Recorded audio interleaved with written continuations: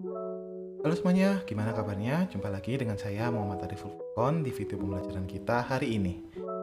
Jadi pada video kali ini saya akan menjelaskan salah satu mata kuliah yaitu data warehousing. Di mana topik pembahasan kita adalah komponen data warehouse yang mencakup dimensional data, skema, dan key.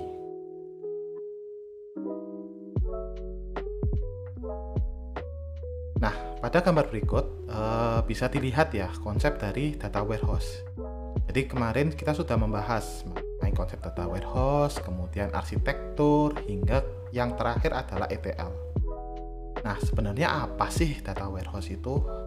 Jadi data warehouse itu merupakan sebuah, kayak analoginya itu sebuah gudang yang menampung data dari berbagai database. Misalkan ada database dari CRM, kemudian ada billing, ERP, dan selain dari database itu juga dari file-file, flat files gitu. Jadi flat files itu merupakan suatu file yang di-generate biasanya dari sistem ya, misalkan CSV, kemudian ada JSON, dan file-file yang lain. Kemudian data tersebut diolah di namanya itu sebuah proses yang bernama ETL atau Extract Transform Load. Jadi ETL ini melakukan 3 proses. Yang pertama ekstraksi, yang kedua transformasi, dan yang ketiga load.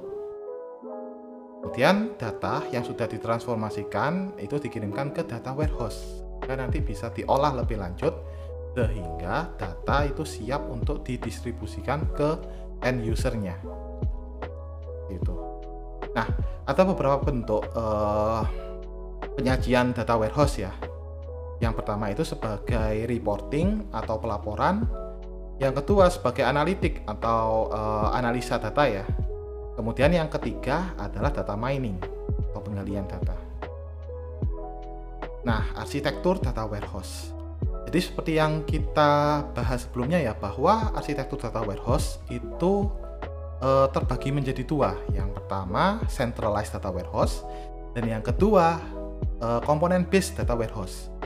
Jadi kalau centralized data warehouse itu merupakan sebuah data warehouse yang terpusat ya.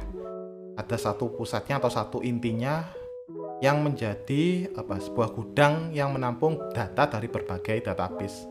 Kemudian kalau component based data warehouse itu merupakan sebuah data warehouse yang tersusun dari berbagai komponen. Kemarin kita mengenal ada staging layer ya, kemudian ada user access layer. Nah, kemudian seperti tadi, ketika data itu sudah diproses di data warehouse, itu nanti akan dikirimkan ke yang namanya data mart. Jadi data mart itu merupakan kalau analoginya itu sebagai toko pengecer. Jadi toko pengecer ini yang menjual data yang spesifik. Misalkan di sini ada data mart sales, ada data mart purchase, ada data mart stock. Nah, misalkan user group 1 itu menginginkan data sales atau data penjualan. Maka si user group 1 itu bisa mengakses data mart 1 aja tanpa mengakses data mart yang lain. Jadi langsung spesifik ya untuk konten atau isi dari data mart itu sesuai dengan kebutuhan si end usernya. Nah, kemarin kita juga sudah belajar mengenai konsep ETL atau Extract Transform Load.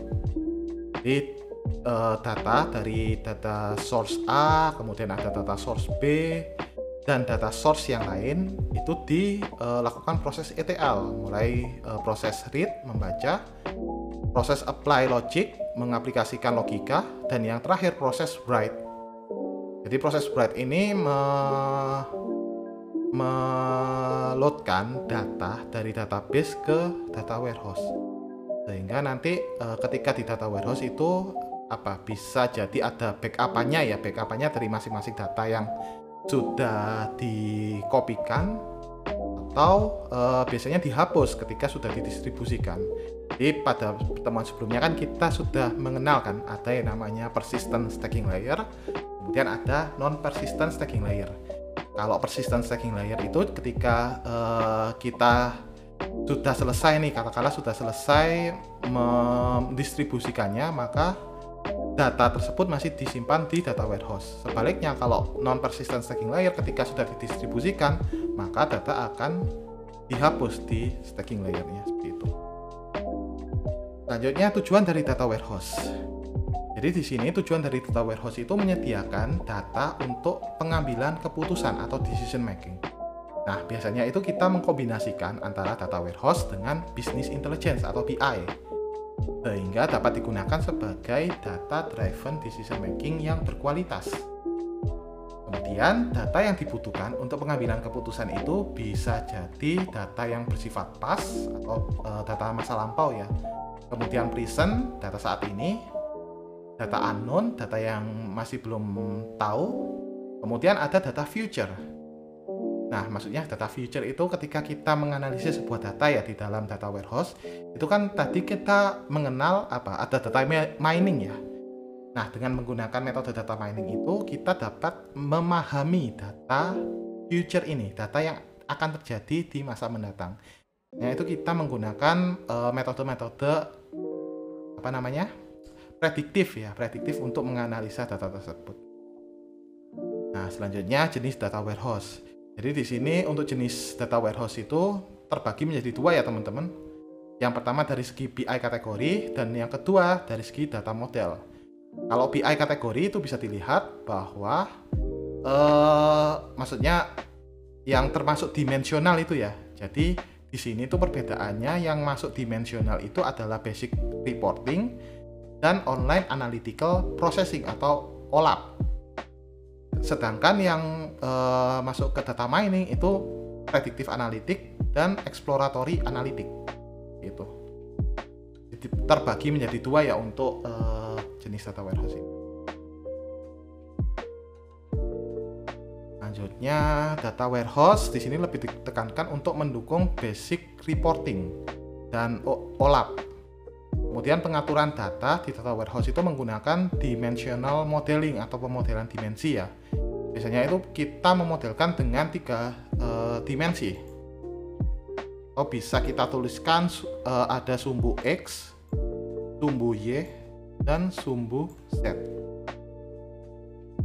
Nah, di dalam data warehouse itu mendukung beberapa operasi. Yang pertama ada operasi slicing.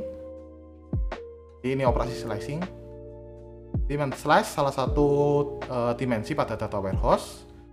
Kemudian yang kedua operasi dicing. Mirip slice ya, cuma di sini itu ada beberapa irisan ya dengan dimensi 1, dimensi 2 dan dimensi 3. Kalau slicing tadi itu mengiris dengan 1 dimensi saja.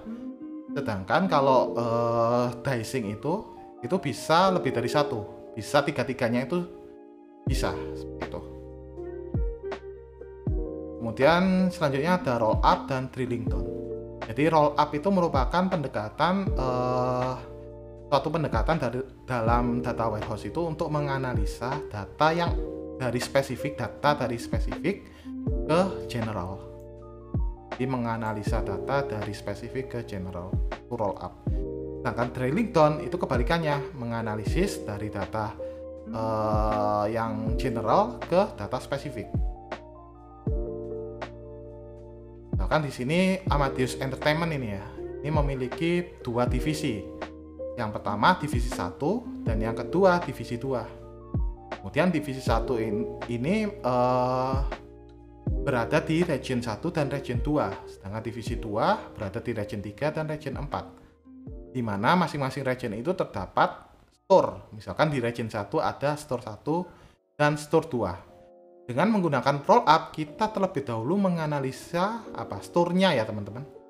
Kita menganalisa dari spesifiknya, misalkan penjualan tokonya, penjualan store-nya. Kemudian dari situ kita generalisasikan. Jadi dari spesifik kita generalisasikan sehingga menjadi suatu kesimpulan yang nantinya bisa mengeneralisir ya. Misalkan di sini yang menjadi pertanyaan, bagaimana sih tingkat penjualan Amadeus Entertainment ini pada saat pandemi, misalkan seperti itu ya contohnya. Maka kita bisa menganalisa dari penjualan per toko sehingga bisa kita generalisasi. Sedangkan kalau dengan menggunakan pendekatan drilling down, itu pendekatannya adalah top down, dari atas ke bawah. Dimana kita menganalisa dari permasalahan yang umum, kemudian kita spesifikasikan ke permasalahan yang khusus. Gitu. Nah, selanjutnya konsep dari dimensi. Jadi di sini dimensi itu merupakan suatu konteks dari fakta.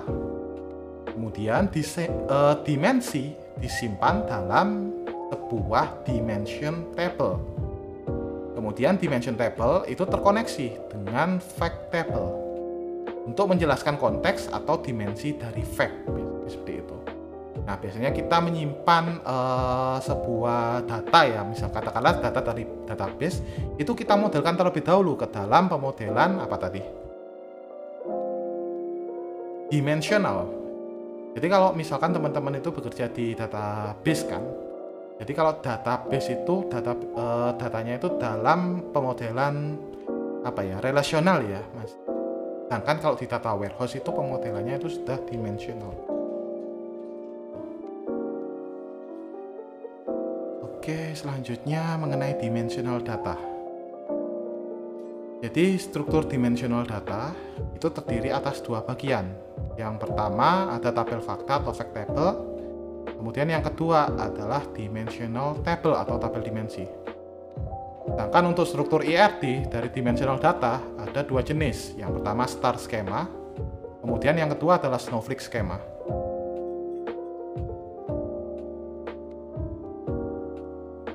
Saya lanjutkan. Kemudian di sini ada salah satu contoh. Sebelum kita masuk ke contoh, di sini komponen ya yang diperlukan oleh sebuah dimensional data. Itu mencakup pengukuran atau data, kemudian yang kedua adalah konteks dari data itu sendiri. Misalkan saya punya data 100. Nah, di sini masih belum jelas kan datanya itu konteksnya seperti apa. Apakah menunjukkan sebuah berat badan, ataukah apakah menunjukkan hasil ujian, atau apakah menunjukkan jumlah hari. Nah, konteks dimensi dari pengukuran tersebut masih belum jelas. Misalkan saya punya contoh lain, katakanlah saya punya $20 ya. Jadi $20. Jadi kalau secara konteks ini kan mungkin saja sudah jelas ya. Sudah jelas bahwa ini uang $20. Nah, tetapi dari segi untuk peruntukannya itu masih belum jelas. Jadi di sini bisa dilihat untuk aspek pengukuran itu sudah jelas bahwa dia itu adalah $20. Kemudian apakah $20 ini menentukan untuk utang? Kemudian apakah menentukan untuk uang saku? Selanjutnya apakah menentukan harga barang?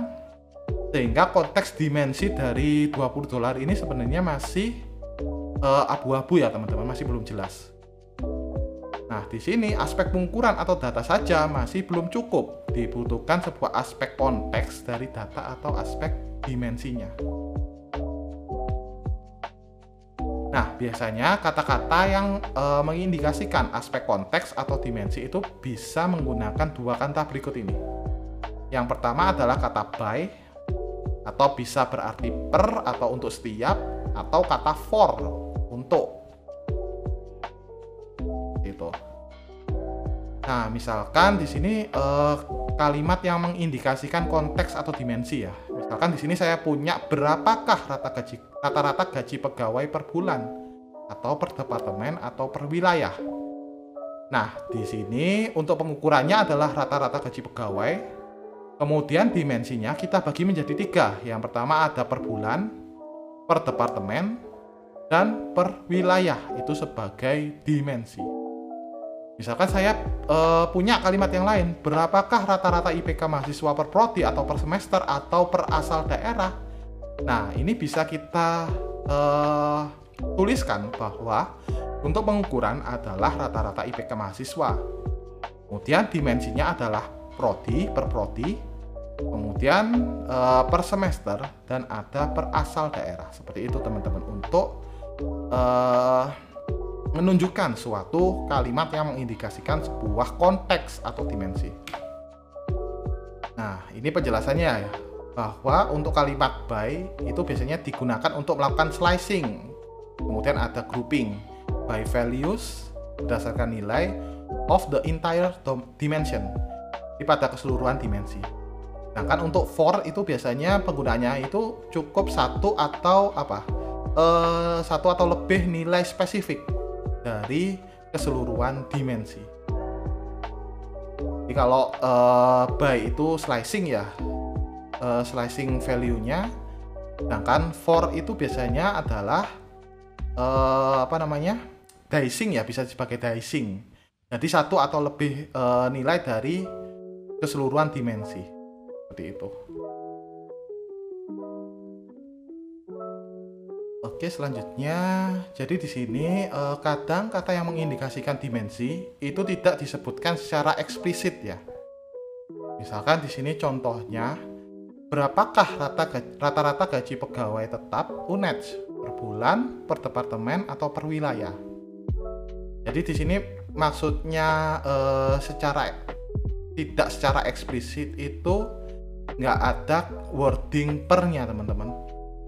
Jadi bisa dilihat bahwa pegawai tetap UNED ini itu bisa dianggap sebuah dimensi tersendiri meskipun tidak ada kata-kata yang mengindikasikan kata tersebut sebagai dimensi. Seperti itu. Misalkan ada contoh lain, berapakah rata-rata IPK mahasiswa untuk mahasiswa ilmu komputer per prodi per semester per asal daerah? Nah, di sini mahasiswa ilmu komputer itu juga sebagai dimensi. Meskipun dia tidak ada keterangan per ya tadi. Jadi tadi bisa dilihat ya bahwa untuk dimensional data itu kalau by itu kata kuncinya adalah per atau untuk setiap, kemudian for itu biasanya kata kuncinya adalah untuk, seperti itu ya teman-teman. Jadi teman-teman bisa mengidentifikasi misalkan ada suatu kalimat yang ada per atau untuk setiap, maka itu masuk by.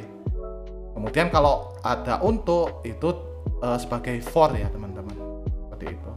Nah, seperti yang saya jelaskan tadi ya, by dan for ini kaitannya dengan apakah dia nanti operasinya slicing ataukah operasinya dicing, seperti itu. Kalau by itu slicing, kalau for itu dicing.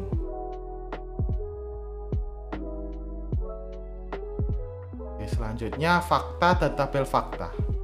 Nah, biasanya sebuah pengukuran itu disebut dengan fakta dan sifatnya adalah numerik dan dapat dikuantifikasi. Dan fakta di data warehouse itu disimpan di namanya tabel fakta.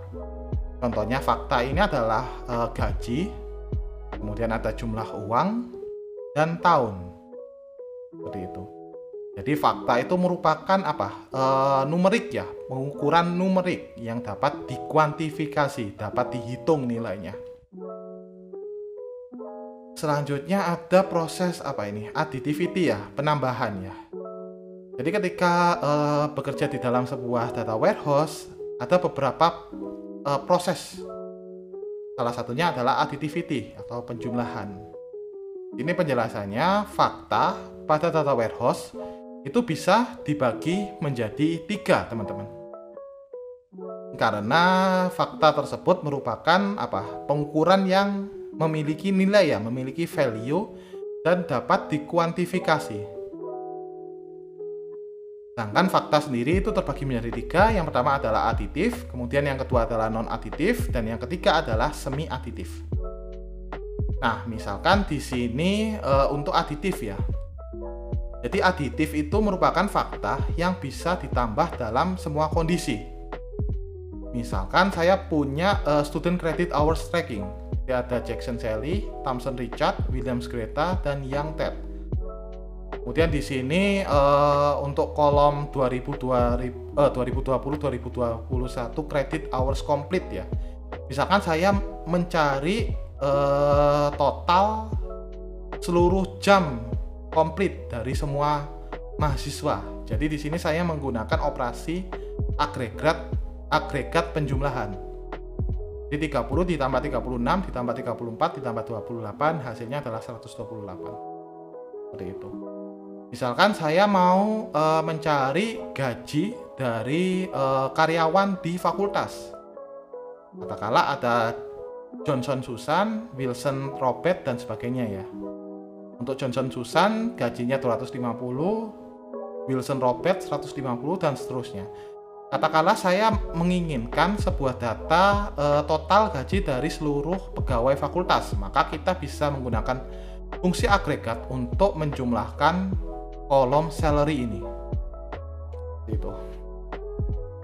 Selanjutnya, non-additive fact merupakan fakta yang tidak bisa ditambah. Jadi ada beberapa jenis dari non-additive fact ini ya. Yang pertama berupa margin, kemudian ada data rasio, kemudian persentase, dan yang terakhir adalah rata-rata yang dihitung. Jadi keempat fakta ini tidak bisa dijumlahkan, teman-teman. Misalkan di sini teman-teman mau menjumlahkan apa namanya ini, GPA ya, GPA itu IPK. Kan nggak mungkin kan kita mencari penjumlahan dari IPK seluruh mahasiswa. Jadi yang mungkin adalah rata-rata ya, rata-rata dari IPK mahasiswa, bukan penjumlahan, bukan additivity seperti itu. Selanjutnya, nah untuk penanganan non-additive fact ini biasanya menyimpan juga data yang digunakan untuk mendapatkan non-additive fact di tabel fakta. Yang selanjutnya menyimpan non-additive fact ini di tabel fact yang berbeda. Dan yang ketiga menghitung nilai agregat untuk non-additive fact dari additive fact. Gitu. Selanjutnya pemodelan data dimensional. Jadi dimensi itu diorganisasikan ke dalam sebuah hierarki, teman-teman. Misalkan dimensi waktu. Jadi katakanlah saya mengorganisasikan hari itu dalam minggu. Misalkan satu minggu itu terdiri dari 7 hari. Dan satu bulan katakanlah terdiri dari 4 minggu ya katakanlah, dan seterusnya seperti itu. Jadi quarter ini per 3 bulan ya teman-teman, quarter ini. Kemudian selanjutnya product dimension. Misalkan di sini saya memiliki produk yang dapat diorganisasikan ke produk lainnya. Kemudian dari produk lain ini bisa diorganisasikan ke brandnya, seperti itu teman-teman. Selanjutnya dimensi itu juga memiliki atribut atau properti ya. Misalkan di sini time, dimensi time memiliki atribut date, kemudian atribut month dan atribut year. Dan selanjutnya store ini memiliki atribut store ID, city, state, country dan region. Nah, misalkan saya punya di sini store dimension ya. Katakanlah total, kemudian masing-masing total itu menghandle masing-masing region atau area. Kemudian masing-masing region itu menghandle distrik atau kecamatan ya, katakanlah. Nah, distrik ini ada beberapa store, teman-teman. Jadi hierarkinya itu ada hierarki pusatnya. Kemudian masing-masing pusat itu memiliki regional, dan regional itu memiliki distrik, dan yang terakhir itu store, seperti itu. Misalkan di sini dari dimensi produk, katakanlah yang paling bawah adalah produknya, kemudian di atasnya adalah brand, nama produknya atau brandnya ya. Kemudian manufacturer atau produsernya ya, manufacturernya, seperti itu. Nah, selanjutnya sebagian besar data warehouse itu menggunakan skema bintang atau star schema untuk merepresentasikan model multidimensi. Kemudian setiap dimensi itu diwakili oleh dimension table yang mendeskripsikannya. Selanjutnya, tabel fakta menghubungkan ke semua tabel dimensi dengan beberapa gabungan. Setiap tupel dalam tabel fakta terdiri dari penunjuk ke setiap tabel dimensi yang memberikan koordinat multidimensinya, kemudian menyimpan ukuran untuk koordinat tersebut. Di intinya tabel fakta ini memiliki semacam pointer ya, penunjuk yang menunjuk, misalkan tabel fakta ini menunjuk ke fakta apa, menunjuk ke tabel apa. Jadi ada sebuah reference, ada sebuah pointer ya yang menunjuk dari tabel fakta ini ke tabel-tabel yang lain. Kemudian keterkaitan antara tabel fakta di tengah dan tabel dimensi di ekstremitas itu membentuk sebuah bentuk seperti bintang, teman-teman. Jadi untuk star schema itu nanti bentuknya seperti bintang. Kemudian the classic star schema, model relasional dengan hubungan one to many antara tabel dimensi dan tabel fakta. Kemudian tabel fakta tunggal dengan detail dan data ringkasan. Selanjutnya star schema itu memiliki primary key tabel fakta yang hanya berjumlah 1 key kolom per dimensi. Selanjutnya setiap dimensi itu adalah satu tabel ya, yang biasanya itu dilakukan normalisasi. Kemudian untuk benefit dan drawback-nya, jadi untuk keuntungan dan kerugian dari star schema ini, kita lihat dulu dari benefit-nya ya, dari keuntungannya. Yang pertama adalah easy to understand, mudah dipahami. Kemudian intuitive mapping between the business entity. Dapat dilakukan mapping ya antara entitas bisnis yang satu dengan yang lain. Kemudian easy to define hierarkinya, jadi mudah untuk mendefinisikan hierarkinya. Kemudian reduce number of physical joins, low maintenance. Jadi mengurangi jumlah join ya, jumlah join. Kemudian untuk tingkat maintenance-nya itu rendah. Kemudian very simple metadata. Sedangkan untuk drawback-nya atau kerugiannya, summary data in the fact table yields poorer performance. Jadi kesimpulan data dalam fact table itu biasanya itu performanya itu lebih rendah dibandingkan tingkatan summary. Kemudian huge dimension table a problem. Jadi dimensi yang besar itu menyebabkan star schema itu tidak cocok digunakan. Jadi bisa disimpulkan ya bahwa star schema ini tidak cocok digunakan untuk dimensi yang besar ya, yang huge. Selanjutnya star schema. Nah, misalkan di sini saya memiliki 3 dimensi, kemudian dimensi tersebut disimpan dalam satu dimensional tabel. Katakanlah saya punya dimensi produk kategori, kemudian yang kedua adalah product family, dan yang ketiga adalah produk. Nah, di sini masing-masing dimensi tersebut akan disimpan dalam satu dimensional tabel. Misalkan the product dimension, seperti itu. Namun kenyataannya 3 dimensi itu merupakan tabel yang berbeda, teman-teman. Katakanlah seperti ini ya, teman-teman.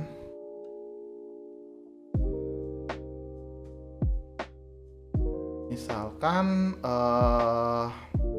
ini kan tabel faktanya. Tabel fakta itu terdiri dari beberapa dimensi.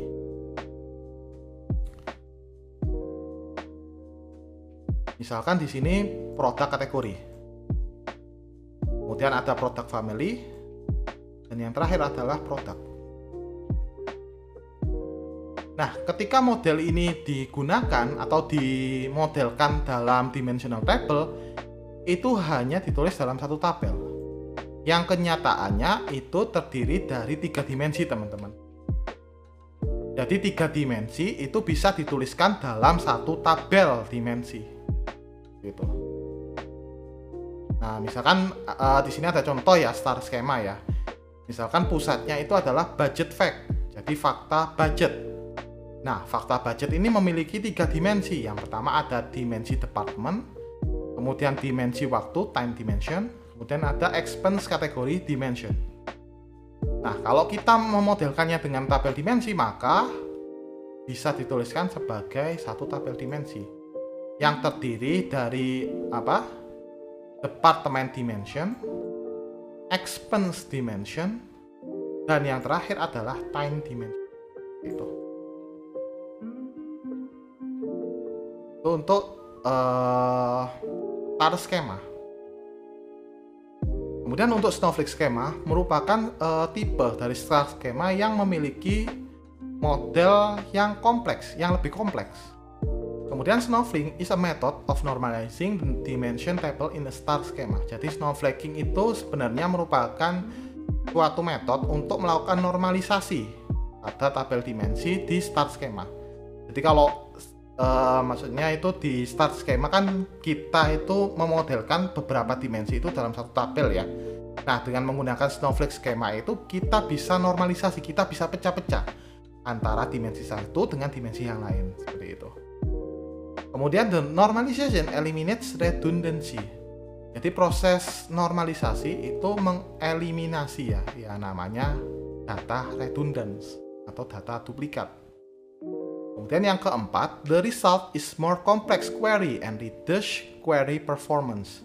Jadi hasilnya itu menghasilkan suatu query yang lebih kompleks dan mengurangi performa ya, kinerja dari sebuah pemrosesan query. Gitu. Nah, selanjutnya di sini pemodelan Snowflake schema dalam tabel dimensi ya. Jadi kalau star schema itu kita memodelkan dalam satu tabel. Sedangkan Snowflake schema itu kita memodelkannya dalam sesuai dengan jumlah dimensinya. Katakanlah di sini saya memiliki 3 dimensi. Sehingga saya memodelkannya menjadi 3 tabel. Yang pertama adalah produk kategori. Kemudian ada produk family. Dan yang ketiga adalah produk. Seperti itu teman-teman. Jadi perbedaannya antara star schema sama Snowflake schema, kalau star schema itu cukup dijadikan satu, sedangkan kalau Snowflake schema itu melakukan normalisasi terhadap tabel dimensinya ya, gitu. Nah, kalau kita modelkan dalam pemodelan grafisnya ya, Snowflake schema itu seperti ini teman-teman. Jadi kalau star schema itu biasanya untuk hierarkinya itu cukup satu. Jadi ini kan contoh Snowflake schema ya. Sebenarnya star schema sama Snowflake schema itu sama-sama punya pusat atau punya tabel fakta ya namanya ini.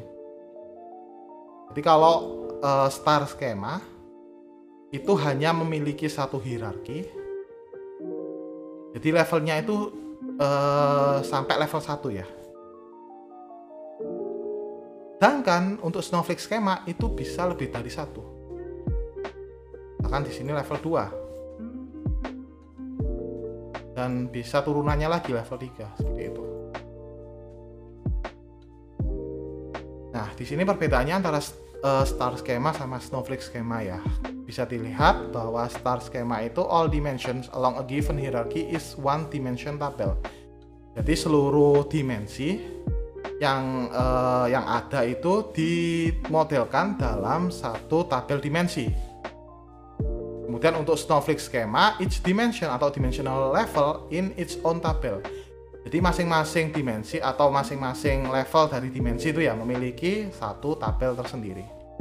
Kemudian only one level away from fact table along each hierarchy. Jadi kalau star schema itu hanya sampai level 1 teman-teman.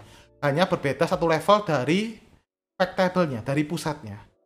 Sedangkan kalau Snowflake schema itu bisa satu atau lebih perbedaannya, gap-nya itu.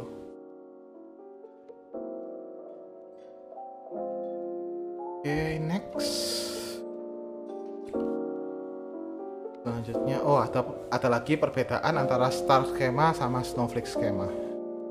Jadi di sini bisa dilihat ya bahwa star schema itu overall viewer database joins for drilling up or drilling down ya. Jadi star schema itu membutuhkan database join yang lebih sedikit. Sedangkan untuk Snowflake schema itu lebih banyak ya menggunakan join-nya ya. Kemudian di star schema database primary to foreign key relationship straightforward. Jadi hubungan antara primary dengan foreign key-nya itu straightforward ya, langsung ya. Sedangkan pada Snowflake schema, database primary to foreign key-nya hubungannya lebih kompleks. Karena normalisasi itu tadi ya. Kemudian selanjutnya, typically more database storage needed for dimension data. Jadi secara tipikalnya ya, database itu membutuhkan storage ya, penyimpanan yang lebih banyak untuk dimensional datanya. Sedangkan untuk konsep Snowflake Schema itu membutuhkan storage yang lebih sedikit dibandingkan dengan Star Schema. Kemudian Star Schema denormalize dimension tabel data. Star Schema itu merupakan tabel dimensi yang denormalize atau denormalisasi ya. Sedangkan untuk Snowflake Schema itu tabel datanya adalah tabel data normalize. Gitu. Lanjut ke key atau kunci ya. Nah, Star Schema dan Snowflake Schema itu dapat diimplementasikan di RDBMS atau Relational Database Management System, di mana sebuah key itu digunakan untuk menghubungkan fakta tabel dengan dimensional tabel. Untuk menghubungkan dimensional tabel dengan dimensional tabel yang lain pada Snowflake Schema itu juga menggunakan key ya, itu teman-teman. Kan di sini saya memiliki dulu kalau kita belajar database itu kan kita namanya ada primary key ya, kata kunci primer ya, kunci primer. Kemudian ada foreign key atau kunci foreign ya, merupakan sebuah primary key yang misalkan di sini primary key-nya agen ya. Kemudian di sini primary key-nya entertainer adalah entertainer ID. Nah, untuk menjoinkan antara agen dengan entertainer itu kita memerlukan yang namanya foreign key. Seperti itu. Jadi ketika menjoinkan ya, katakanlah join bla bla bla entertainer on agen ID. Misalkan di sini entertainer saya aliaskan sebagai E ya. Agen ID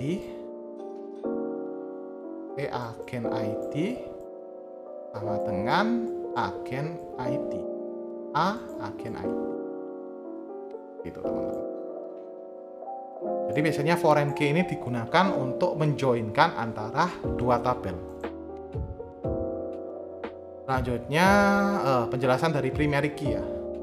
Primary key adalah field dalam tabel dimensi yang secara unik ya mengidentifikasi setiap baris tabel dimensi. Kemudian primary key harus berisi nilai yang unik atau nggak boleh duplikat ya. Kemudian kolom primary key tidak boleh memiliki nilai 0, jadi tidak boleh kosong untuk primary key. Kemudian dimensi biasanya hanya memiliki satu primary key yang dapat terdiri dari satu atau beberapa kolom. Dan ketika beberapa kolom digunakan sebagai primary key, maka disebut sebagai composite key. Seperti itu. Kemudian ada foreign key, kolom yang berisi primary key tabel lain. Nah, di sini fungsinya foreign key adalah menunjukkan hubungan logika, di mana menunjukkan aspek dimensi pada suatu fact table. Kemudian menghubungkan fact table dengan dimensional table. Dan yang ketiga menghubungkan satu tabel dimensi dengan tabel dimensi yang lain pada Snowflake Schema. Nah, misalkan di sini saya memiliki faculty master dimension ya. Faculty master dimension. Nah, saya ingin mengakses atau menjoinkan antara faculty master dimension dengan departemen master dimension. Nah, maka kita perlu untuk membuat sebuah foreign key di faculty master dimension ini. Jadi kita membuat departemen ID, di mana departemen ID ini pada faculty master dimension itu bertugas sebagai foreign key, sedangkan di departemen master dimension itu sebagai primary key.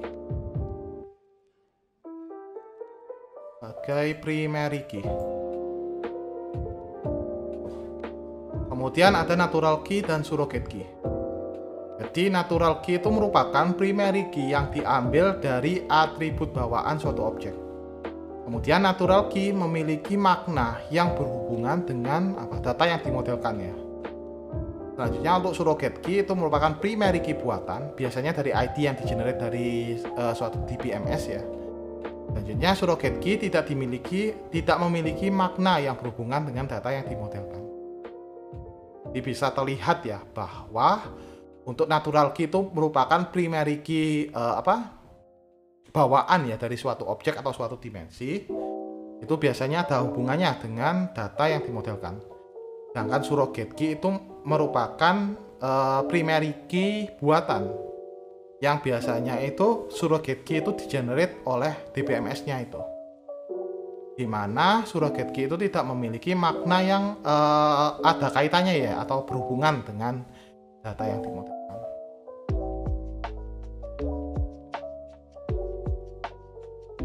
Oke, selanjutnya jadi di sini saya memiliki contoh ya, faculty master dimension. Jadi untuk tabel faculty master dimension ini memiliki kolom faculty key, kemudian ada faculty ID, ada last name, first name, dan rank. Nah, selanjutnya manakah dari faculty master dimension itu yang menjadi natural key? Yang menjadi natural key-nya adalah faculty ID-nya. Seperti itu. Ini natural key-nya. Kemudian untuk surrogate key-nya adalah faculty key-nya. Itu teman-teman. Jadi faculty ID di tabel dimensi itu bertugas sebagai natural key. Kemudian faculty key itu bertugas sebagai surrogate key. Jadi surrogate key itu merupakan primary key buatan ya. Nah, pertanyaannya, use surrogate or natural key as a primary key and foreign key. Jadi yang mana yang dijadikan sebagai primary key dalam suatu tabel dimensi? Apakah surrogate key ataukah natural key? Maka petunjuknya itu adalah add surrogate key as a data brought into the data warehouse. Jadi yang digunakan sebagai primary key dalam data warehouse adalah surrogate key. Dan pertanyaan selanjutnya, keep or discard natural key in dimension table. Jadi keep atau pertahankan ya, atau discard, dibuang natural key di dimension tabel. Jadi guidance-nya adalah keep as secondary key. Jadi jadikan sebagai key secondary. Dan keep or discard natural key in fact table. Dan expert deferred, but our guidance is to discard. Jadi kalau natural key di fact table itu kita buang ya. Sedangkan kalau di dimension tabel itu keep as secondary.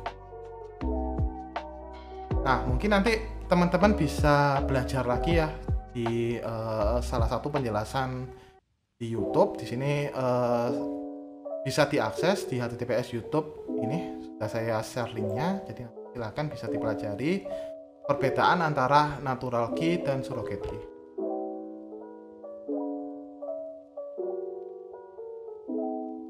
Nah, mungkin itu dulu ya untuk video pembelajaran kita hari ini. Kurang lebihnya mohon maaf, saya akhiri. Selamat belajar. Wassalamualaikum warahmatullahi wabarakatuh.